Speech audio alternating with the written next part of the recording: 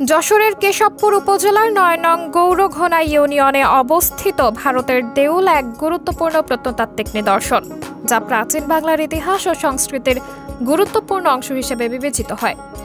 স্থানীয় ইতিহাসবিদদের মতে এটি একটি প্রাচীন বৌদ্ধ বা হিন্দু স্থাপত্যের অংশ, যা পাল বা সেন যুগের কোনো মন্দির বা স্তূপ হতে পারে। ভারতের দেউল কালের বিবর্তনে ধ্বংসপ্রাপ্ত হলেও এখনও তার অবশিষ্টাংশ স্থানীয়দের কাছে ঐতিহাসিক কৌতূহলের বিষয়।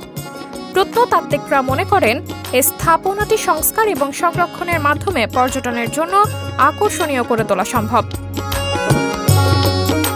কর্মরত একজন জানান, এখানে প্রতি বছর অনেক দর্শনার্থীর আগমন ঘটে, যার ফলে বাৎসরিক একটা মোটা অঙ্কের রাজস্ব আদায় করে থাকেন এই ভারত দেউল প্রত্নতাত্ত্বিক স্থান থেকে। প্রচুর দর্শক আসে এখানে। আমাদের প্রতি ঈদই আমাদের প্রায় ৫০,০০০ টাকা একদিনই হয়। স্থানীয় প্রশাসন এবং প্রত্নতত্ত্ব অধিদপ্তর এই স্থানটির যথাযথ সংরক্ষণের উদ্যোগ নিচ্ছে বলে জানা গেছে। গবেষকরা মনে করছেন, ভারতের দেউল সম্পর্কে আরও গবেষণা চালালে প্রাচীন বাংলার সামাজিক ও ধর্মীয় জীবন সম্পর্কে নতুন তথ্য উঠে আসবে। সাবরিনা জলিল, সবার কথা।